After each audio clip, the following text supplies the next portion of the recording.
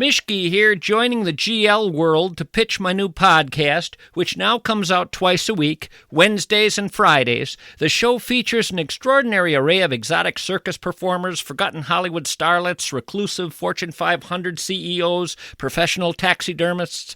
Yep, wait a minute, that's a different promo. Where's the promo for GLers? Here it is. Let's try this again. Mishki here, pitching my new podcast. We're out of time? Could I do it again? This is the Weekly Scramble, a place where we chat about life over a cold one or two. It's time to belly up to the pod with Mike Fratelloni and your host, Chris Reavers. That's right. It's time for the Weekly Scramble podcast. My name is Chris Reavers. With me, as always, his name is Mike Fratelloni. Hello, Michael. How you doing, Reavers? I'm doing well.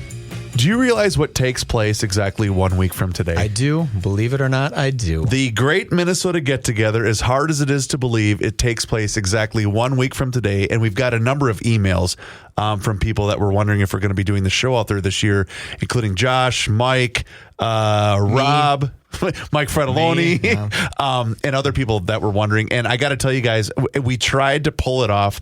So there's a little bit of a different twist on the state fair this year. So I thought I'd just kind of take this moment to tell everybody. Unfortunately, you and I will not be out at the state fair this year because the booth that normally occupies Garage Logic, our show, Kenny's show, in some cases, Rookie and the Family podcast, that is going to be given out to our friends up the hall at Score North. So Phil Mackey, Judd Zolgad, and all those guys are going to kind of do their thing from that booth this year, where you can still buy all of your sweet Garage Logic swag at that same booth, but Garage Logic is going to be doing the show in the afternoon from 1:15 to 2:15 at the KSTP building, so the television booth. That will be cool. Which is very, very cool. Yeah. And they didn't want to bump, Channel 5 News for us. What? So I know it's hard to believe. If nothing's breaking. That's right. Well, what's the point? Or maybe we can go on with them on Channel 5. So let me think that out. So you're going to be at the KSTP TV building, which has that huge spot to sit. So you're going to actually have some people there watching. And what's neat is we did the show there the first year we were a podcast. So way back in 2018, which that's so hard to believe. That was 7 years ago already. But back in 2018, that's where we did the podcast. The first year at the fair. Show up? Oh, it was packed. Okay. It was fantastic. So we just did the 2 Fridays, and that's actually what we're going to do this year. We're just doing the 2 Fridays at the KSTP building for Garage Logic. And what's neat is because now they have a midday show on Channel 5 called Minnesota Live, and they have a little bit of a window between that show and when Twin Cities Live has to take over. So I mean, it's literally we get an hour. It's like 1:15 to 2:15, and that's it, right? That's the only Live, because they got to take over, and that's a huge production, right? Yes. Well, both those shows are a huge production, so we're just gracious enough that they were going to. 10 years you and I have done the state fair together. I know, isn't that crazy? Yeah, actually, I'm pissed now. Now that I think about it. Well, we could do. Write a strongly worded note to you, not me. Okay. Well, honestly, because I've always enjoyed. Let's turn this into a state fair segment. Why not? I've always enjoyed that for a couple of reasons. Number one, we get to run into people that we otherwise probably wouldn't see. Listeners of the show, 100%. or just randoms that just happen to be walked by, going, is that Fratelloni and Reavers? Hell yeah. But the other part I liked was just interacting with, whether it was, when we used to do the beer show, the beer vendors, all of the different people that were out there. It was just fun to put a face to the name of people that you've constantly referred to over the years. And of course, my favorite moment of all time of us doing the show there was when the 3 Leinenkugel brothers came over to do the one segment with us, which turned into damn near the whole show. Yeah. And I don't think one of them was sober, but they were so entertaining. They were so fun to deal with. It was an interesting look at just how 3 brothers, as you know, running a family business, just the way they interacted with each other. That was one of my favorite moments being out there. I'm sure one of the things too is now that we're taking over YouTube, if maybe they don't know this, the people who are listening to the Weekly Scramble right now, you can watch us on YouTube. That's right. And I'm going to be a little behind the thing. When you look at our show, it looks like a thumbnail of just the Weekly Scramble front page, but it actually plays video once you start clicking. Yeah. Right? So I think people think it might be just an audio file. It is video, so you can see beautiful Reavers, and you can see a smile and all his stuff that you got going on, right? So ladies, you can watch that. But maybe they couldn't set that up for us on the side booth, right? Because they couldn't have done that for us. So that makes a little bit more sense. So I will not have to write my strongly worded letter. But I'm going to be out there, and I definitely will reach out to the Frat Pack to let people know when I'm going to be out there, because I'd love to bump into some people. I might do some Find It at Frats if you've been following Find It at Frats. That's brilliant. Yes. Okay, I'm going to ask you something. Go ahead. And this is a little bit behind the scene to Fratellonies, to the hardware stores, right? So I've been doing this thing called Find It at Frats, where I hide money and gift cards. Yep. And I hide it in the store. I did one today, right? So I hid $50 and a $50 gift card to Fratellonies, and I hide it in the store a little bit. Then I give a pretty easy clue to let people know what store it is. And I'll post that at noon, and by 12:04, someone's in. I mean, it is almost instant. Really? My wife and I, so because this is getting sort of popular, I've been doing it for about 40 days. We have about 500,000 people have seen these. Wow. In Minnesota. Reavers, that's a lot of people. That's a lot of people. That is a lot of people. So let me tell you the story. So we went to the Blue Door Pub, because the Blue Door Pub called me up and said, hey, we'd love to do some Find It at Frats with you. So Blue Door Pub gives me some gift cards. My wife and I go sit down in the thing. And I said, okay, I'm going to post this thing right now and see how long it takes for somebody to come into the Blue Door Pub. So we posted. A handful of minutes later, people start coming in to find me to win this thing, right? The first girl comes in. Her name is Britt. I'm super excited. She wins $50. She's so excited. She sits in my booth with me, does a little commercial for Fratellonies and Blue Door Pub. It's totally great. Then all of a sudden, another guy comes in. And I was like, sorry, dude. He's like, oh, shoot. I was like, will you sit down and just introduce yourself? Some magical way, I didn't bring in anything else. I didn't even consider the concept that people would be crestfallen from the second place on. So people were streaming in the whole time we were eating. I'm like, oh my God, are you kidding me? If you had even $10 gift whatever, card, anything would have been something to give them. So I felt like a total schmuck. Total schmuck.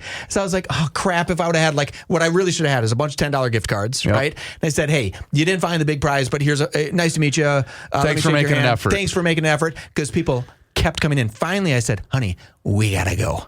Let's go. Let's get out of here, because we kept disappointing people. Right. So someone who runs it was working. His name is Tyson. He's working at the other Blue Door Pub. And he said, did you make it clear what Blue Door it was? And I said, oh no. People were going into the other Blue Door. Because which one were you at initially? I was in the one in Longfellow. And they were going to the... They were doing the one off of Como. And I was like, oh, no. Because I would assume you were at the one at Como. Okay. Yeah, it's and I kind of showed what it looked like. Oh, my God, that's crazy. I just kind of mainly looked at the menu, right? So, so I'm at a soccer game a couple of weeks ago, right? And there's a bar called the Blackheart Bar. It's right across the street from Allianz Field. Oh, okay. And if you go to the bar beforehand, everybody's wearing soccer stuff, right? If you go to the bar after the soccer game, everyone's wearing soccer stuff, but it's also gay drag show bar, right? Okay. It changes in a heartbeat. Instantly. Like, oh, okay, now it's a total different scene. In fact, last year I was there at the drag show. I think I talked about it on the show. And I was like, I don't know if these are men or women. I couldn't tell if they were men or women dancing. Like, I knew I was getting old because I was like, But the key is they have two bathrooms, two separate bathrooms that are just gender open. Right? They're just, you go use whatever bathroom. Okay. So I'm in the one that has the urinals, and I'm sitting there using the urinal, and this guy turns to me and says, are you Find It at Frats? Oh, no. And I said, oh, God. Yeah, I am. He's like, can I get your picture? And I said, what? One minute. How about we 1 minute. Head out of the bathroom? The kid could not have been nicer. Okay. I mean, just super nice. My buddy was giving me a bunch of crap because somebody called me, are you Find It at Frats? Right? It was just so funny that this whole thing is happening. I really told a long story to tell you what I want to do at the State Fair. And the State Fair is going to kick me out for this. I just think they're going to kick me out of this. What I want to do is I want to go through the State Fair when I'm there and start doing a bunch of Find It at Frats gift cards at the State Fair and do a bunch of them. Right? To the point where I don't think I want to show what I look like, because I don't want people to find a couple and say, oh, there's the Mike Fratelloni. Yeah. I'm going to follow him around as he hides these gift cards throughout the State Fair. So I'm trying to solicit friends that are going to help me do this, right? And start doing, I might do 50 gift cards at the State Fair and just make the State Fair being about the fun of finding a little cash maybe, because I might hide cash and gift cards, and just go crazy because I really want people to follow us on Instagram at Fratellonies so they can see these posts. And at the state fair, that's our demographic, right? It will be a bunch of young people who are working on this promotion, right? Yep. And it's going to be so fun. But Reavers, I have never in my life, we get a lot of press from this show, right? A lot of people watch this show. We have hundreds of thousands a month watch this show. But to start posting for the hardware store and have 500,000 people plus that's huge. Pay attention to these ads or these promotions, those Find It at Frats, that's a whole different thing. Oh, it's like, a game changer. It is sure. game changing. So we're very, very excited about it. But do you think the State Fair, I forgot to get to my question, do you think the State Fair is going to say, hey, you can't do that in the State Fair? Oh, yeah. It'll happen. So do I just do it without asking? Yes. And then, because they'd have to fine me technically. And they won't do that. What they'll just do is they'll give you a stern, hey, that's kind of against the rules. Just quit doing it. Okay. Then if you do it again, then that might be a separate conversation. Yeah, and I don't Not that I would have any type of experience with that whatsoever. Oh, yeah. Stickers. But yes, they will respectfully ask you to stop doing that. But again, it's got to be something that discovers. Yeah, and I don't want to create any problems. I don't want to do anything wrong. No, you're Mr. Right? State Fair. The only reason I'm there is because I love it. Period. Right. I love the State Fair. And by the way, I'd be giving people money to go spend at the State Fair and a gift card to Fratellonies. So when they're done with the State Fair, they could go to Fratellonies and buy the State Fair. Okay. Right. So you think they'll stop me? Let's see how many people can win a Find It at Frats at the State Fair before they stop me. That will be my goal for this year's State Fair. There you go. That'll be fun. And you were mentioning the Frat Pack. I've got to give a quick shout out because a couple of weeks ago, you were nice enough to come down to Jordan, Minnesota, and take in your boy grilling burgers at the Jordan Brewers burger stand. Beautiful. And you raved about it on social media and on the Frat Pack. I can't tell you what type of an effect that had because we had a couple of people stop by. There wasn't a game going on, but that's the beauty of that ballpark is you can access it from, you don't need to have a gate let you in because you can just access the ballpark because it's owned by the city. And so many people said, in fact, I think it was Charlie that was driving from somewhere to Duluth and thought, I'll take a quick detour and go into Jordan. And he took a selfie and he posted on the Frat Pack, which is super cool. Yeah, very cool. And even last weekend, I was asked and worked the burger stand again for the 35 and over state baseball tournament. And it's fun. It's just guys watching ball and having a couple of beers and just BSing all day. So does the catcher get a stool to sit on or do they have to just bend over? He might take you up on that, to be perfectly honest with you. But I had two people that came up and said, you're Reavers. And I said, yeah. And they went, you weren't lying. You're really working the burger stand. And I said, that's too funny. He said, we heard about it on the show. Mike raved about it. It was a wonderful couple. They were on their motorcycle. Oh, couldn't be better. And it was on Saturday. It was a beautiful day. So they were driving up and down Highway 21. They stopped in for a burger. And I think they might have had a Diet Pepsi and got back on the bike and headed out. Wonderful couple. That was a burger that you made. 100%. I said, oh my God. Did they check to make sure you wash your hands first? Did you have the little gloves on? I said, you want grilled onions and cheese? Oh. They said, of course. So I got to do the grilled onions and cheese. But and then there was another young man. I would guess he's probably in his early 30s. Loves baseball. Isn't from here, but listens to the shows. And he also stopped by. It was super cool. Very cool. I'm very thankful that you did that because it was very, very cool. So much fun. Okay, so you talked about State Fair. You talked about Finding It at Frats. I got an idea for you that just popped into my head. Give it to me. Let's talk about our friends at We Are Nuts and WeAreNutsMN.com. They have a booth. They do have a booth. And I think what would be cool is you could say, and again, I'm not trying to spend your money or spend their money, but that could be a neat angle where they've got a booth out there and they're going to tell me at some point what they're going to unveil. But I do know that the dill pickle selection of We Are Nuts. Okay. We had it at Back to the 50s. Is that only at the State Fair? Only at the State Fair because Michael brought in kind of the test run of them to Back to the 50s, which was a couple of weeks ago. And he brought them in to not only have the staff sample it, but the entire crowd, because we were at O'Gara's and it was packed. Okay. And he brought on it. Everybody raved about it. And I'm not the world, I like a pickle. I'm not, like dill pickle, sunflower seeds, not a huge fan. I thought your nickname in college was Baby Gherkin. I thought you must have loved I had Baby a feeling Gherkins. a cheap shot was going there. But my kids love dill pickle, sunflower seeds. So I Okay. can't wait to get a couple of those for my boys because they love dill pickle seeds. So that could be something, an angle out there. And I can't wait wait to see what they unveil for the Minnesota State Fair, because they've got a booth over there in the West End, and it's going to be spectacular. Well, I can do Find It at Frats right at their booth. Boom. Right? I'll just do some Find It. They won't even know. No. What's he doing? Yeah, here? what's he doing? Why is he taping money to the wall? But go online to wearenutsmn.com and you can see their entire selection, including the 4-pack sampler pack, which includes my personal favorite, the maple bourbon toffee almonds, which are spectacular.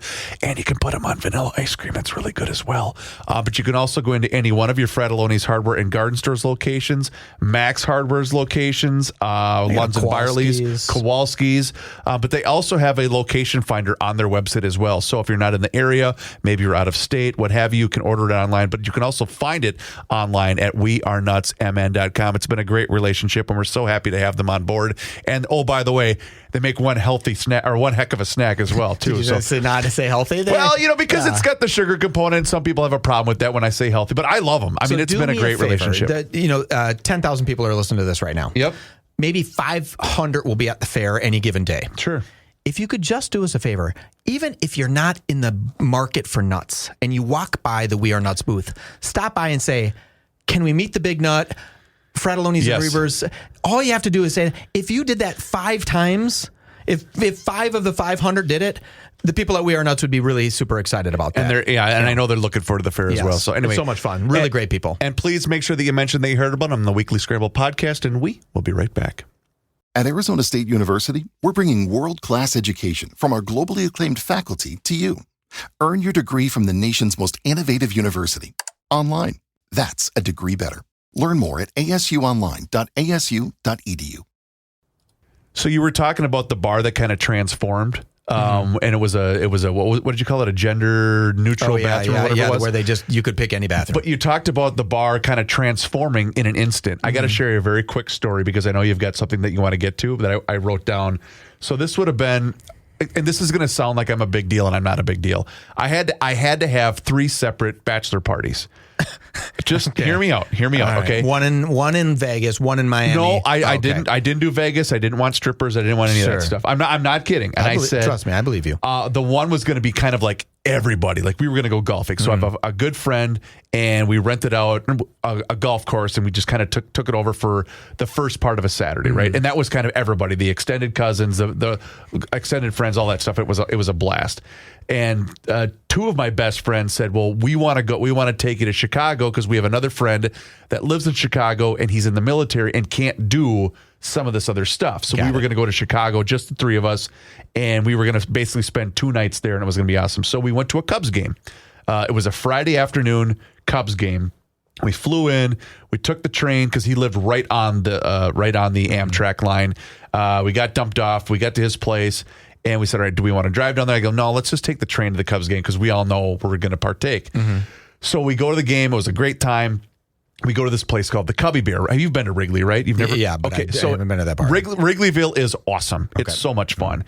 And so we went to the Cubby Bear for a couple of pops, and then we kind of just make our way down the street, right? And it's probably 4 o'clock. We get to the Cubby Bear. Hey, let's have a couple cold ones, 4 or 5 o'clock.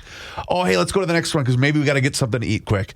And then we got to this place. It's about, I want to say 7-ish or so. And it's around this, I remember it was in like August, and it's around 7 o'clock or so. And it was just people in baseball gear, and I'm wearing just a blue polo shirt. I had a Cubs hat that I bought at the ballpark. And about an hour or so in, the 4 of us are not sober. Okay. So we're having a good old time. You're well lit. And I get a tap on the shoulder, and it's this beautiful, beautiful young lady. And she says, I hate to be this person, but I have to close out with you guys. And I'm just thinking, oh, it's her shift is over with. So okay. I said, my goodness, not a problem at all. She goes, well, do you want one tip? I go, no, just put it all in one tip and we'll figure it out. Right. Well, I didn't realize. I kind of looked around, and all of a sudden everybody was wearing really nice clothing. Oh, okay. So it had kind of transformed to a nightclub. Sure. And I'm thinking, oh, we got no business being in here, fellas. Yeah. We gotta go find a dive bar now. We gotta get out of here. If not, go home and pass out. I thought you were gonna say it started raining men, and you're like, wait, this is not. But here's what's funny. So I remember thinking, okay, it's Chicago, right? So there isn't really public restrooms. Like you've got to be at an establishment that you've been spending money at in order to use the facilities. Yeah. And so I thought, okay, well, before we go, I go use the bathroom. So I walk over to the bathroom, and I'm in You've seen me in shorts. Flip-flops, I'm not shorts. somebody that should be wearing shorts at all. So I'm in flip-flops, shorts. I look like I've been drinking at the Cubs game all day. You probably have some ketchup on your shirt. Right, and so same thing. Everybody's at the urinal, and I step in. It was almost like where the music stops, and everyone's just like, "Sup, fellas?" You know? And they all just kind of started to chuckle. But anyway, so I've been in those situations where all of a sudden you're like, "Wait, what just happened? I thought this was a sports bar, and all of a sudden it wasn't a sports bar anymore." Well, they needed to maximize the time that they could be Cubs fans in there. In fact, I can tell you the exact night that it was. You're going to make fun of me so much. Oh, no. It was the night that former Twins pitcher Scott Baker almost threw a perfect game. Because the reason we were standing there and we were hanging out so late is because we wanted to watch history happen right before our eyes. Wow. Yeah, it was a cool. I should look up what date that was. That 9/11, when one of the Kennedys got shot. I mean, when how could Scott you forget? Baker almost threw a perfect game. Yeah, Scott Baker almost threw a perfect. God, you care about some weird stuff. My dad said, "Quit having him talk about baseball," and I said, "Dad, I couldn't stop him if my life depended on it. He loves baseball more than anything." It's pretty funny. There is something weird. So, I'm a couple days late on the announcement of this new Vikings cheerleader. I'm sure you've seen this. Yes. And I want to actually kind of talk to you about this because I feel conflicted. All right. Because there's a little dichotomy going on here, and I'll explain it. So there's a new Minnesota male Vikings cheerleader, and he's not a cheerleader. He's a dancer. And in fact, Vikings really don't have cheerleaders. They don't have someone with a big megaphone saying, "Give me a V." It's more of a dance squad. He's a dance squad guy, and he's glittery looking, and he dances the same kind of sexy moves that the women do, right? And then, so you got that. So take that guy and put him to the side, right? And then you have this Jen Powell, who's the first Major League Baseball umpire that's female. Her name is Jen. She debuted, was it Saturday or Sunday? I think last Saturday. Yep. Right. Okay. And I looked up her stats because I didn't want her to do bad. Sure. I thought she did. But in retrospect, I have some stats, right? So let me give you some stats. Please do. So she had an accuracy percentage of 92.72% on balls and strikes during Sunday's finale, getting 140 of the 151 taken pitches accurate, right? That's according to ump scorecards. The average umpire for the 2025 season is 94.27. Some of those umpires might have been doing this for 25 years, sure, right? So as a brand new first time being a female in it, right? She's breaking historical boundaries, right? This is a big deal. To get 92.72 is actually pretty damn good. She's not that far off. Sadly, she missed the first pitch. That was 6 inches inside? It was really bad. It was really bad. And you saw the pitcher kind of look back like, oh my God, I love her. I want to say this too. Like, I don't say that because I was rooting for her to fail. Sure. I say that because listen, I've had to ump. I hate umpiring baseball. I do, because you're in a no-win position and everyone's mad at you, and you get the feeling that everyone's watching you and waiting for you to make a mistake. So I have empathy for that, because that's the exact position that you're in, which is why, unless I'm begged to do it, I try not to, or I spend enough of my free time and giving back to the baseball community. But I will say this: the last thing you want to have happen is to make a really bad call right away. Right on the very Now, if it happens, pitch, as you've had a pretty good game and there's a bad one, like, okay, that happens, right? But on the very first pitch, that's like, oh no. Here's another stat. Powell called ball accuracy at 95%, with 5 of the 104 balls called inaccurately. And the average is 97%. That's pretty damn good, right? Yep. But her strikes were only at 88%, with 6 of 47 strikes called inaccurately. So all in all, not bad. And here's my thing, Reavers. Here's my dichotomy. All right. I am completely fine with Jen being an umpire in Major League Baseball. I have no problem with that. If she is skilled at this, and I assume she made her way through college baseball. Oh, yeah. You don't get there by not earning your stripes. Yeah, she has to be the best of the best, right? She has to be the best of the best in any gender, right? She has to be it doesn't matter. Let me rephrase this. I don't think they picked her because she's great and a woman. I think they picked her because she must be great at this. For sure. Yep. Baseball doesn't want to have, and hopefully she wouldn't want to be in it if she wasn't going to be great at this. So hopefully she has a great career. Here's my problem. I have no problem with her. But the Vikings hiring this young guy to be a male dancer at Vikings games, dressed in glitter and dancing salaciously like the other dancers are. Why does that bug me? But Reavers? I can tell you why. Why? So I'll be perfect. Let me set this up. I watched most of the Vikings game on Saturday because, again, I was working the burger thing and the game was on the TV. So I watched a fair amount of the game. Okay. I didn't know anything about this until I got to work on Monday. And I tend to not consume social media as much on the weekend because I just need a break from it on the weekend when I'm not working. I didn't know anything about this until Monday when we were doing our pre-GL powwow with the group minus Rookie because Rookie's never here on time. But Kenny's the one that alerted me to this. He's like, "Are you?" Because he knows that I'm a season ticket holder. He knows I'm a huge Vikings fan. He said, "Let me guess, you're one of these guys that's all wound up about this cheerleader." I go, "What are you talking about?" He's like, "You don't know anything about this?" I go, "I have no idea what you're talking about." So I didn't know anything about this till Monday. I know, and then I saw the video and saw the exact thing that you were describing. I know why it bothers you. Ready? Tell me. I'm gonna get inside the Mike Fred only mind. Okay, be when careful. you saw that video, I know the exact first thing you thought about. Dylan Mulvaney. That's the exact thing that you thought about. But are they making a here, hold my beer, Bud Light moment? That I don't know if they are trying to do that or if they're trying to be a trendsetter. And I don't get. I mean, personally, I don't really give a damn They put him either way. smack dab in the middle too. It does, but the video, the social media video that they put out, he was front and center. So it does make me believe that they are trying hard to look at how diverse we are, look at how equitable we are. So the DEI slap in the face was kind of like, all right, I guess. But I think because I remember the Bud Light Dylan Mulvaney tirade that you had on, and you had a problem with the prancing and the really over the top trying to be feminine about it. Where Dylan Mulvaney wanted to be a little girl, and I'm like, oh, little girls don't drink beer. So Bud Light, why are you sending this? It was totally to creepy. A guy who's pretending he's 10. Right. That's weird. Yes.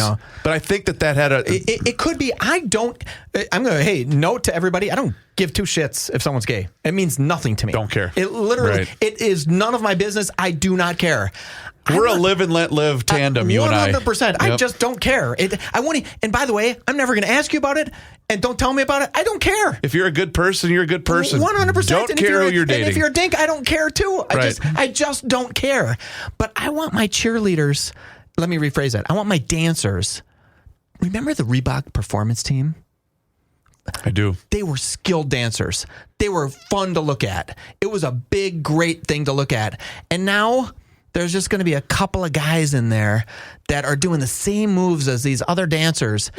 And so I had to look up notable male cheerleaders. I just had a thought, but please keep going. So let me show you some of the notable male cheerleaders.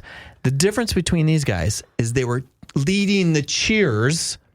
They weren't bumping and grinding like this guy's doing. So they were the, I don't even know what the cheer name of captains. it is. They were holding, picture this thing, that big thing where you go like this and you're like, go Yale. And you say something about Yale. George W. Bush. Oh, I did not know that. Okay. Aaron Spelling from Fantasy Island fame. Really? Right? James Stewart, Jimmy Stewart. Wait. You mean the Aaron Spelling, the creator of Beverly Hills 90210? That's Aaron Spelling? Tori Spelling's dad. Wow. Dwight D. Eisenhower. Really? Franklin Delano Roosevelt. Samuel L. Jackson. Come on. Samuel L. Jackson lent his legendary voice to the squad at Riverside High in Chattanooga, Tennessee. Can you imagine what he was saying through that loudspeaker? You know what he's like? Say it again. Say it again. Steve Martin was a cheerleader. Wow. Trent Lott. Here's the one that really gets me and makes me think maybe I'm thinking of this all wrong. The Gipper himself, Ronald Reagan, was a cheerleader. And right? You know what? I'm gonna burst your bubble. Oh no. Because I don't think you're aware of this part of my past. Oh my God. Please, my whole vision of you has changed. I got to tell you, Mike, I wouldn't say dared. Mm-hmm. I was challenged by buddies of mine in high school because Freddie the Falcon, the famous mascot for the Faribault senior high school team. All right. Well, we had the Freddie that was trying to be the mascot for the basketball teams. He went down. Oh, hard. Yeah. And so someone had to step up and rise to the occasion. So this guy right here decided that it was his time. So And you I didn't donned twerk or bump and grind. No, but I was a hell of a mascot. You were a mascot. That's a whole nother league. Okay, fine. Mascots I are was trying to gentlemen, burst your bubble. scholars.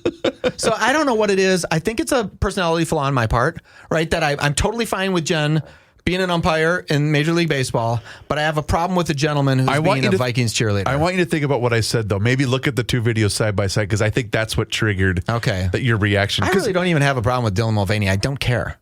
I just don't care. Right. I don't. The only thing I thought with that is, with Dylan Mulvaney, is that Bud Light just was so dopey. Like, what a dumb What do thing. you do? Yeah, right? it was what are you doing moment. You're feeding beer to a person who's, if we're supposed to believe that person is who they tell us they are, it's a 10-year-old girl. Oh, you don't feed beer to a 10-year-old girl. Oh, by the way, your stock still is in the tank, and you still haven't recovered from it. Still haven't recovered. All right, so you were not able to hang out with us. You were otherwise occupied, but I got the chance to hang out with Ben and Mrs. Master Maples on the Mimi last week. Please tell me that Mrs. Master Maples is 5'1". No, well, he's tall. He's 6'11", and she's just about as tall as I am. Yeah. Oh, okay. So she's tall. So they're going to have giant children. She could not possibly have been sweeter. Okay. Just a wonderful couple. In fact, he was telling me some of the cool things that I'm not allowed to discuss yet. Okay. But some cool things that they have in the works that are coming up here probably by, I would say, fall, maybe early winter. That's going to be really neat. But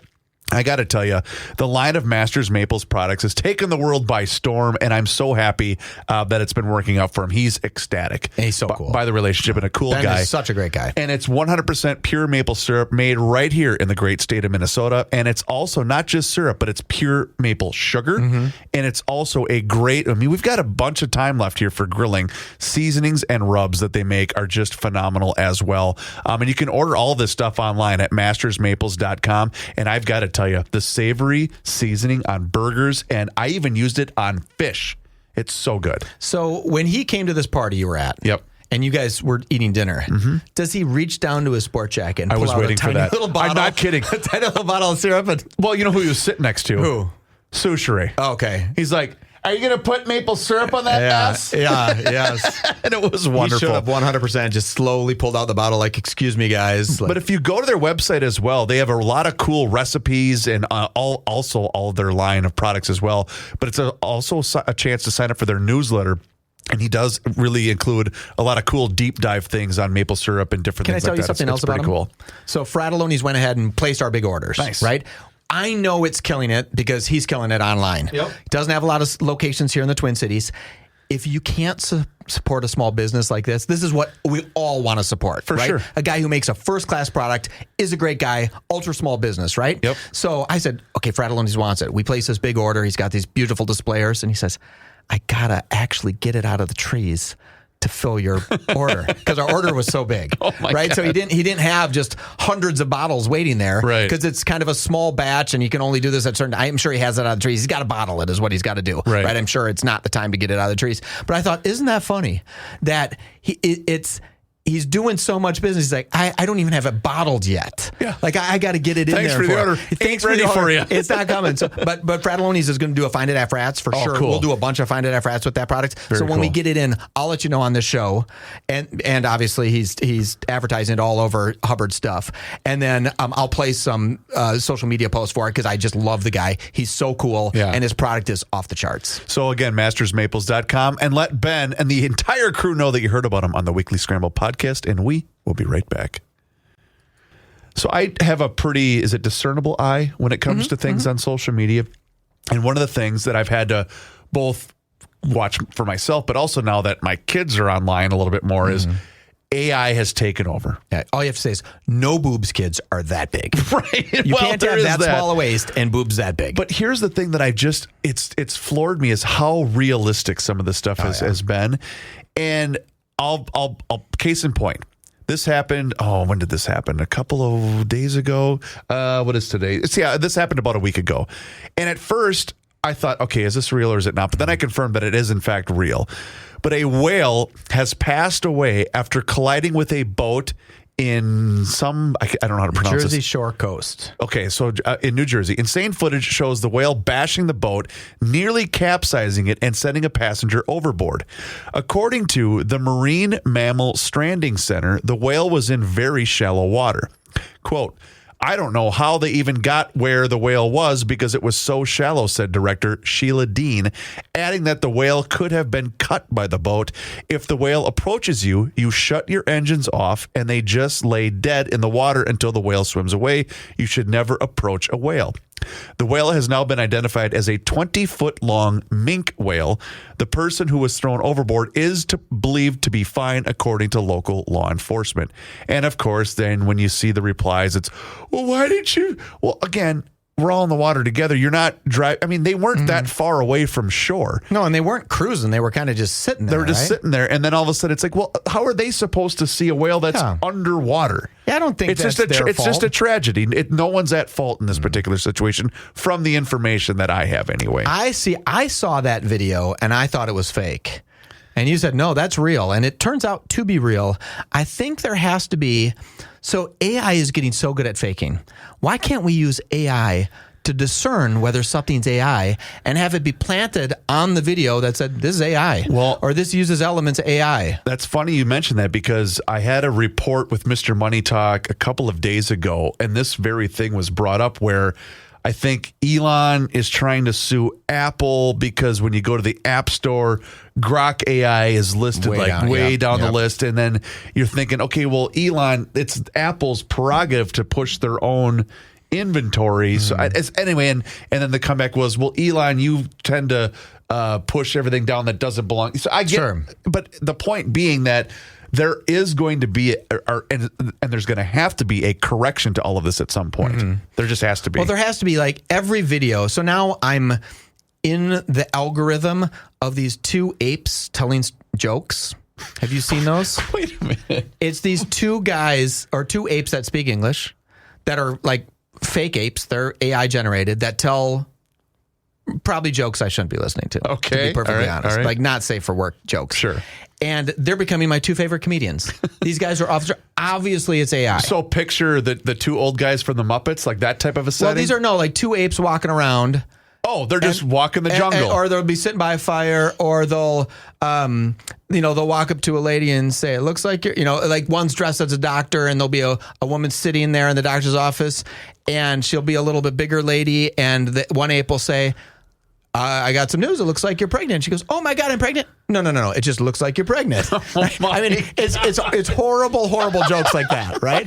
Horrible jokes like that. But I'm stuck in that algorithm of this. And I don't need for, my social media to tell me that's not real. But the stuff where it's like bombings are happening right now in Tel Aviv. Right. I need that to say this isn't real. Right. This is not real footage. This is AI this generated. is footage. One of the big things is it'll have a caption underneath it that reads, hey, this video is from 7 years ago. Yeah. And someone needs to do that. And I think AI will help us do that, right? Will absolutely help us do that, because it is uncomfortable. Well, and I was going to say, because you pay a really close attention to this type of thing, because I got to be honest with you, Mike, this entire world of AI generated content,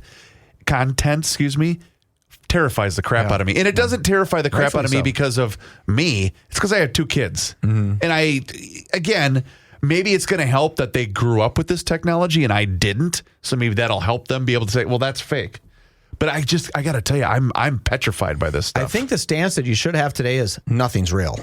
Oh, that already is. I just wouldn't believe. Yeah, I'm just using it for entertainment. It's the same as me watching The Simpsons. I know The Simpsons isn't real. Right. So I'm just going to go ahead and know that it's not real and enjoy it. And so all these stupid videos I'm seeing, but wars could start because of this stuff. Right?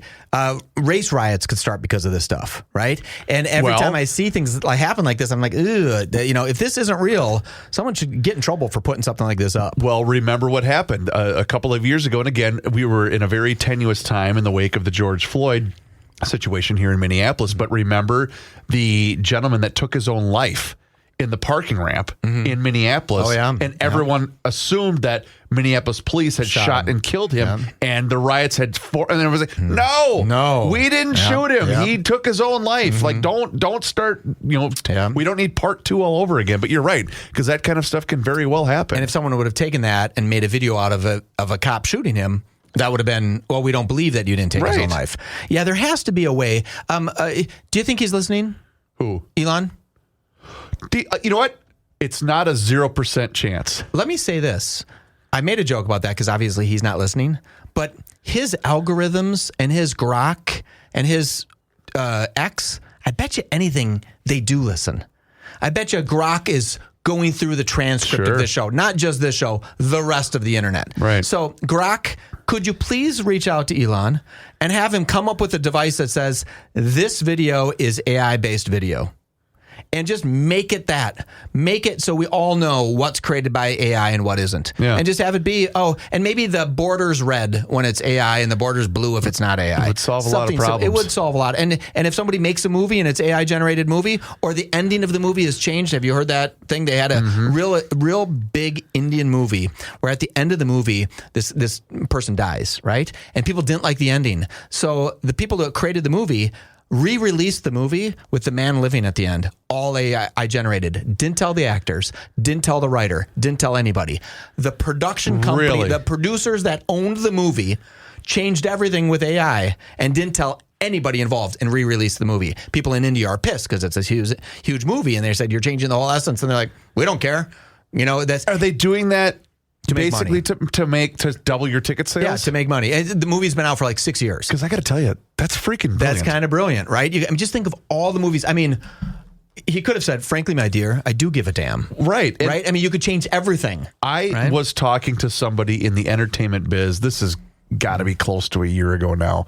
And basically saying that, well, this is all well and good, but the entertainment industry is going to completely change because of AI. There's going to be no stars. You can now create a movie that has just as good looking people, that has just as good looking, the best looking people, just as explosive scenery or whatever. Yeah. And it's all going to be done with a keyboard. Reavers, I sat with my buddy who is a Microsoft professional. All right. And Microsoft is just going through the roof. I don't know if you know that. I do, just because of Mr. Money Talk. Okay. I mean, it's really doing something well. And I was looking at the cost of running one AI query.